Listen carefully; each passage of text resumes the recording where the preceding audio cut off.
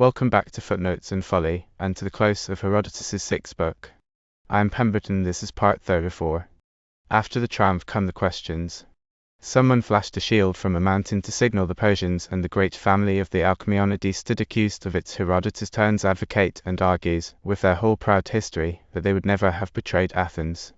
Then the wheel turns and the hero himself, Miltiades, the victor of Marathon, talks the Athenians into a secret expedition against Paros, fails, comes home crippled and disgraced, and dies of his wound under a heavy fine.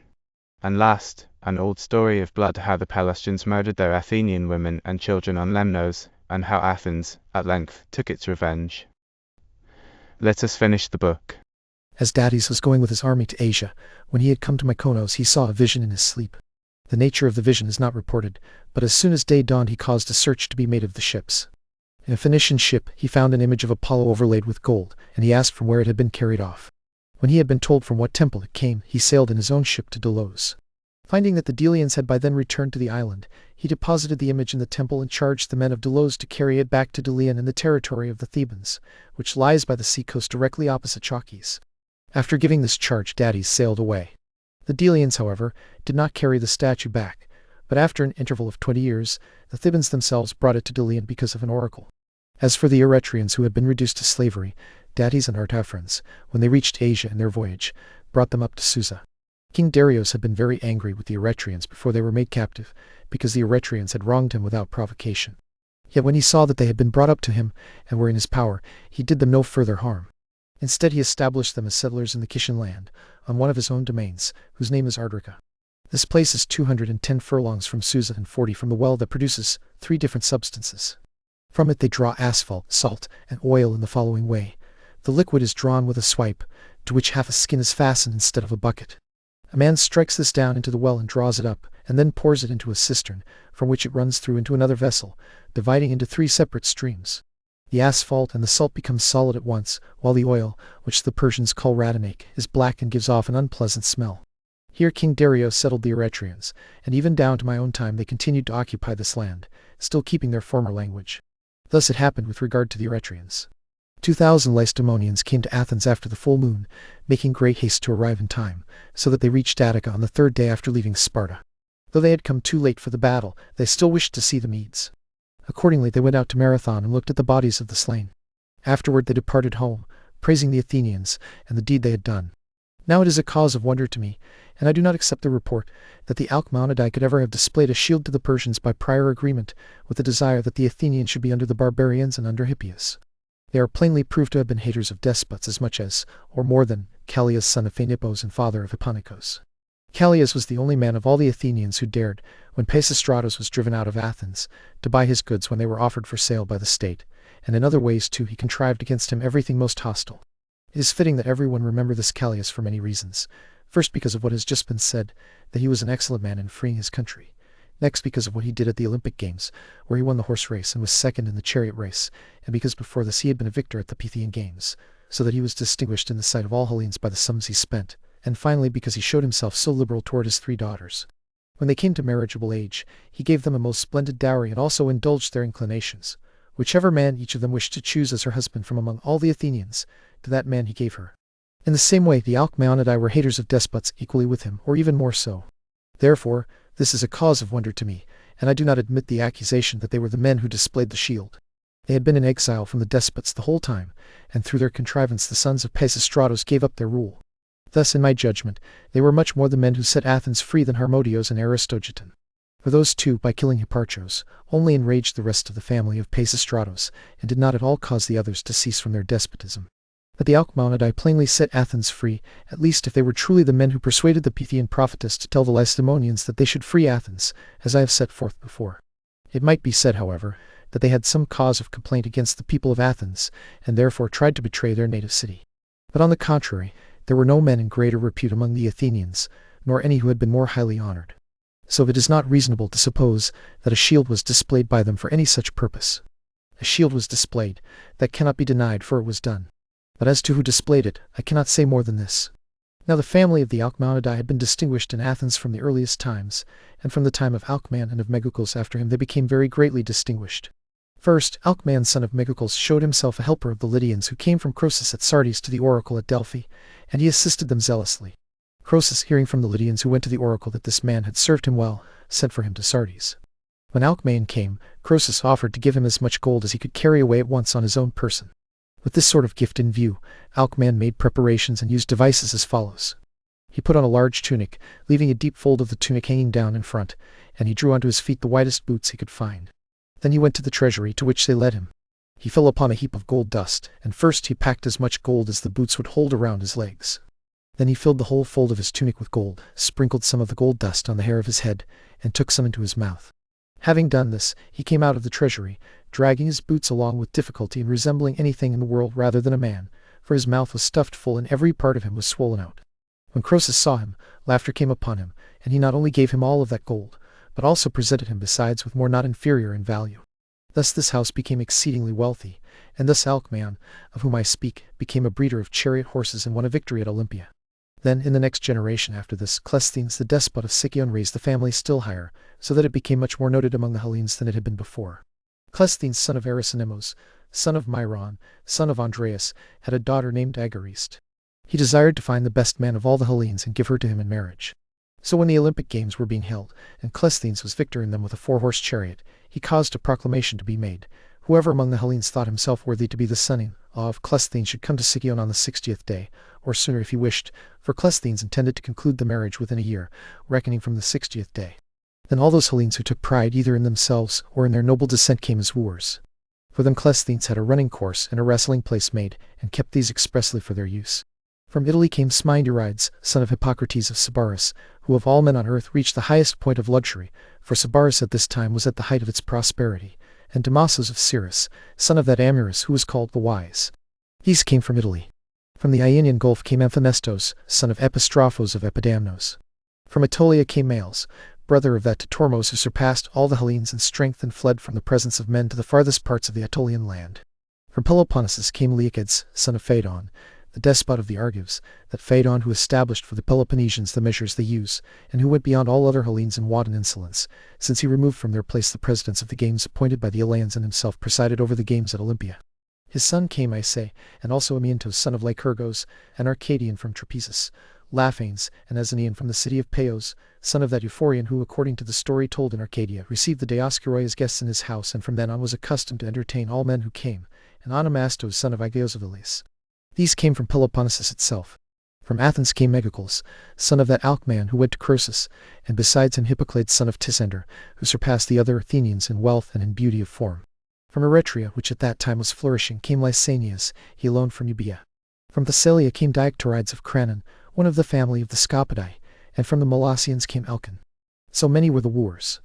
When these men had come by the appointed day, Cleisthenes first inquired about their native countries and the descent of each.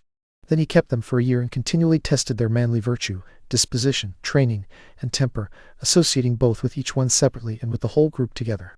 He tested them both by bringing the younger men out for bodily exercises, and especially in the common feast. During all the time that he kept them he did everything possible, and at the same time entertained them magnificently.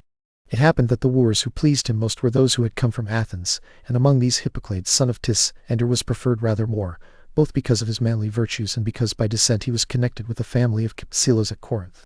Then, when the appointed day came for the marriage banquet, and for Cleisthenes himself to declare whom he selected from the whole number, Cleisthenes sacrificed 100 oxen and feasted both the wooers themselves and all the people of Sicyon. When the dinner was over, the wooers began to compete with one another in music and in speeches for the entertainment of the company. As the drinking went on and Hippocleides was very much holding the attention of the others, he ordered the flute player to play him a dance tune. When the flute player did so, he danced. It happened that he pleased himself with his dancing, but Cleisthenes looked on the whole matter with suspicion. After a time Hippocleides ordered someone to bring in a table. When the table came in, first he danced Laconian figures on it, then Attic ones, and third he planted his head on the table and gestured with his legs. While he was dancing the first and second times, Cleisthenes, though he abhorred the thought that Hippocleides should now become his son-in-law because of his dancing and shamelessness, still restrained himself, not wishing to break out in anger against him. But when he saw him gesturing with his legs in this way, he could no longer restrain himself and said, "Son of Tisander, you have danced away your marriage." Hippocleides answered, "Hippocleides does not care." From this came the saying. Then Cleisthenes had silence made and spoke to the company as follows. "Men who are wooers of my daughter, I commend you all, and if it were possible, I would gratify you all, neither selecting one of you to be preferred nor rejecting the rest. But since it is not possible, as I am deciding about one maiden only, to act so as to please all, I give to each of you who are rejected from this marriage a talent of silver as a gift, in return for the worthy opinion you had of me when you desired to marry from my house, and for the time you have spent away from your homes. To Megacles, son of Alcmaeon, I offer my daughter Agariste in betrothal, according to the customs of the Athenians. Thereupon Megacles said that he accepted the betrothal, and so the marriage was decided by Cleisthenes. Thus it happened with the judgment of the wars, and thus the Alcmaeonidae gained renown throughout all Hellas. When these two had married, there was born to them that Cleisthenes who established the tribes and the democracy for the Athenians, being named after the Sicyonian Cleisthenes, his mother's father. This son, I say, was born to Megacles, and so was Hippocrates. From Hippocrates came another Megacles and another Agariste, named after Agariste the daughter of Cleisthenes.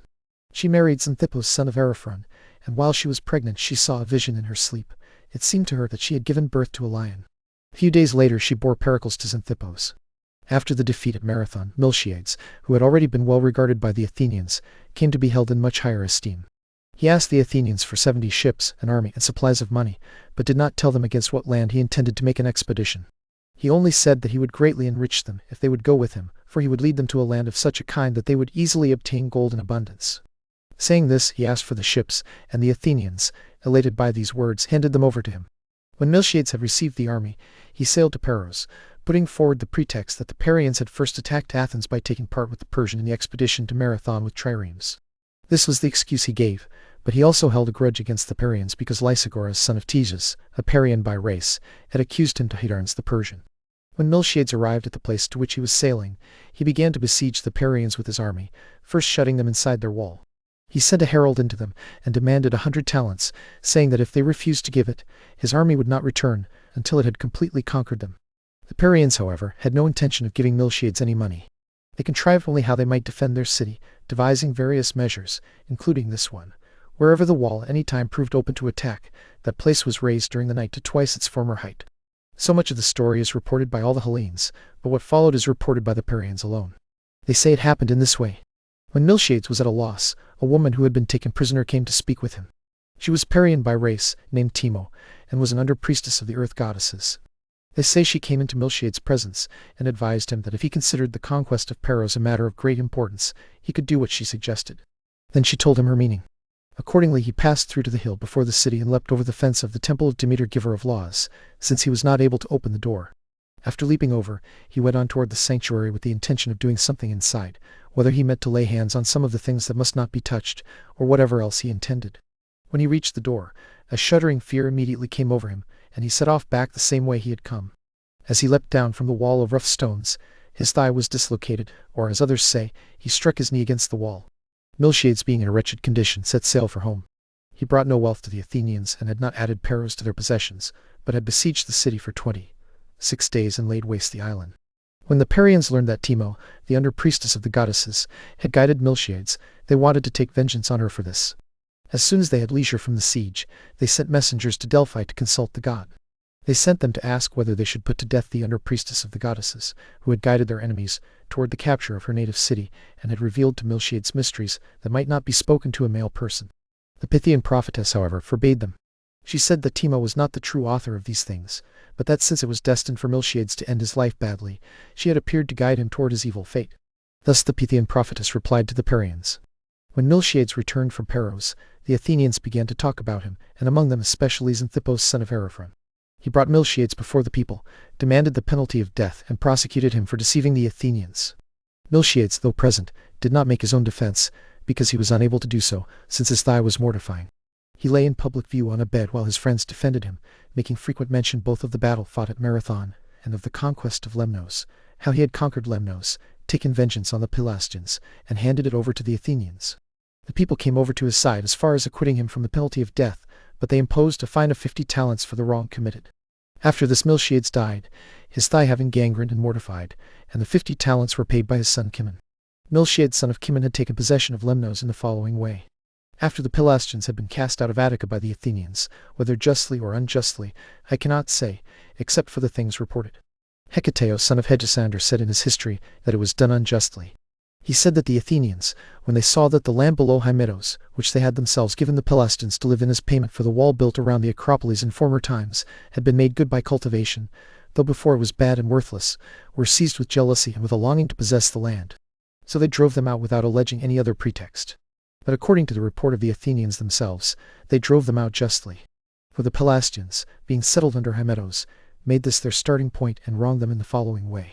The daughters and sons of the Athenians were always accustomed to go for water to the spring of Anacrunos, for at that time neither they nor the other Hellenes yet had household servants. Whenever these girls came, the Pelasgians, in wantonness and contempt for the Athenians, would use violence against them. It was not enough even to do this, but at last they were discovered plotting an attack on the city. The narrators say that in this matter the Athenians proved themselves better men than the Pelasgians, because when they could have killed the Pelasgians, who had been caught plotting against them, they chose not to do so, but merely ordered them to depart from the land. Thus, after leaving the land, the Pelasgians took possession of several older places, especially Lemnos. The former story is the one reported by Herodotus, while the latter is the one told by the Athenians. These Pelasgians then, after settling in Lemnos, desired to take vengeance on the Athenians. Since they also had full knowledge of the Athenian festivals, they got 50 oared galleys and lay in wait for the women of the Athenians when they were keeping festival to Artemis in Broron. They carried off a number of them from there, departed and sailed home, and taking the women to Lemnos, kept them as concubines. As these women gradually had more and more children, they made it their practice to teach their sons both the Attic tongue and the manners of the Athenians. These boys were unwilling to associate with the sons of the Pelasgian women, and if any one of them was struck by one of those boys, they all came together to the rescue and helped one another. Moreover, the boys claimed authority over the other boys and easily got the better of them. Perceiving these things, the Pelasgians considered the matter. As they took counsel together, fear came over them. They thought that if the boys were already resolved to help one another against the sons of the legitimate wives, and were already trying from the beginning to have authority over them, what would they do when they had grown to manhood? Then they determined to put to death the sons of the Athenian women, and they actually did this. In addition, they killed their mothers too. From this deed, and from the earlier deed done by the women when they killed Thoas and the others who were their own husbands, it has become customary in Hellas for all acts of great cruelty to be called Lemnian deeds. After the Pelasgians had killed their own sons and wives, the earth did not bear fruit for them, nor did their women or their cattle bring forth young as they had before. Hard pressed by famine and childlessness, they sent to Delphi to ask for release from the evils that were upon them. The Athenian prophetess ordered them to pay whatever penalty the Athenians themselves should appoint. So the Pelasgians came to Athens and declared that they were willing to pay the penalty for all the wrong they had done. The Athenians laid out a couch in the city hall in the fairest possible way, set beside it a table covered with every good thing, and told the Pelasgians to deliver up their land to them in that condition. The Pelasgians answered, "When with the north wind a ship shall complete the voyage from your land to ours in one single day, then we will deliver it up." They felt sure this was impossible, since Attica lies far to the south of Lemnos. Such were the events that happened then. Very many years later, after the Chersonese by the Hellespont had come under Athenian control, Miltiades, son of Cimon, when the Etesian winds were blowing steadily, made the voyage in a ship from Elaeus in the Chersonese to Lemnos.